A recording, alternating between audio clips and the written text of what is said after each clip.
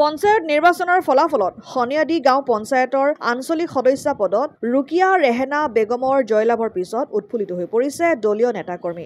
জয়লাভ কৰাৰ পিছত ৰুকিয়া ৰেহেনা বেগমে পঞ্চায়তখনৰ এলেকাৰ ৰাইজৰ উন্নয়নৰ সাধনৰ হকে কাম কৰিব বুলি উল্লেখ কৰে। ইফালে জয়লাভৰ পিছত মিঠাই খুৱাই আনন্দ উল্লাস কৰে কংগ্ৰেছৰ দলীয় কৰ্মীসকলে।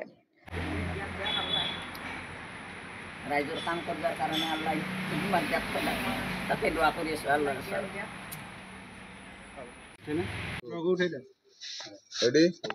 পোনপ্ৰথমে মই ভোটাৰ ৰাইজক ধন্যবাদ যাচিছোঁ। মই ৮ নং হাজো আঞ্চলিক পঞ্চায়তৰ বাবে ৭১ নং হনিয়াদি গাঁও পঞ্চায়তৰ সদস্য হিচাপে নিৰ্বাচিত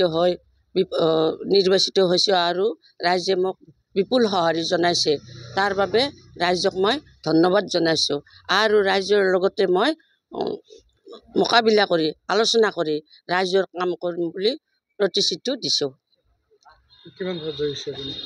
মই 18টা ভোটত জয়ী হৈছোঁ। আছে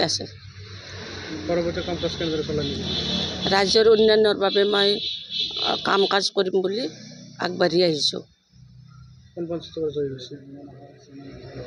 ৭১ নং হনিয়াদি গাঁও পঞ্চায়তৰ পৰা মিছ ৰুকিয়া ৰেহেনা বেগম।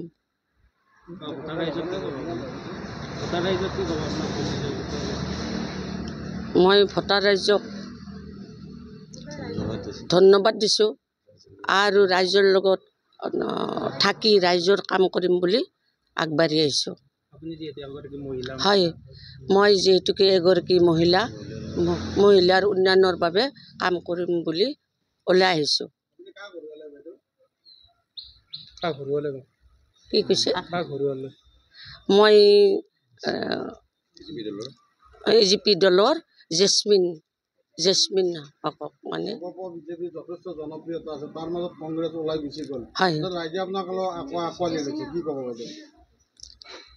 ৰাইজে মোক গম পাইছে যে মই ভাল কাম কৰিম বুলি ওলাই আহিছোঁ। সেইকাৰণে ৰাইজে মোক বিপুল সঁহাৰি জনাইছে।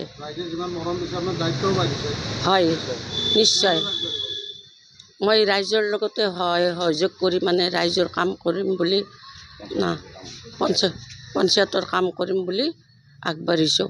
হাজোৰ পৰা কমলাকান্ত দাসৰ ৰিপৰ্ট, অসম আদিত্য।